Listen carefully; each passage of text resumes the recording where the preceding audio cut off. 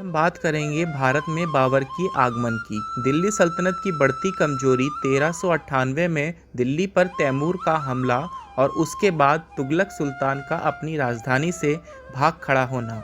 इसके कारण अनेक सूबेदार और रजवाड़ों ने हौसला पाकर स्वतंत्रता की घोषणा कर दी।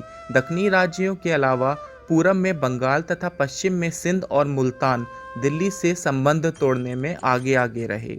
जल्द ही गुजरात, मालवा और जौनपुर के सूबेदारों ने भी अपने आप को स्वतंत्र घोषित कर दिया।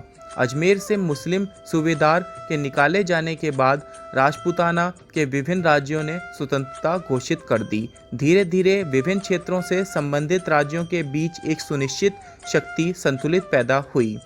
पश्चिम में गुजरात, मालवा और मेवाड़ एक दूसरे की शक्ति को संतुलित करने की और उसकी वृद्धि पर अंकुश लगाने का काम करने लगे।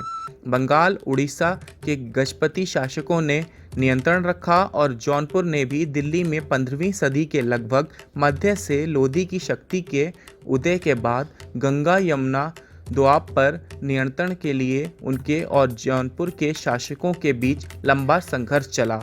15वीं सदी के अंतिम वर्षों में लोधी द्वारा जौनपुर के अधिग्रहण के बाद स्थिति बदलने लगी।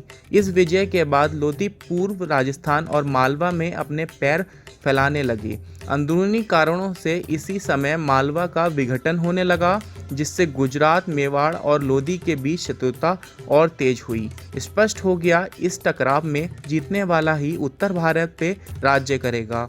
इस तरह मालवे का वर्चस्व का संघर्ष उत्तर भारत पर अधिकार के संघर्ष का एक अखाड़ा बन गया। यही तीखी हो चुकी शत्रुता थी जिसने राणा संगा को इस आशा में बाबर को भारत आने का निमंत्रण देने के लिए प्रेरित किया कि लोधी की शक्ति के नष्ट होने पर मेवाड़ ही सबसे शक्तिशाली राज्य बन जाएगा।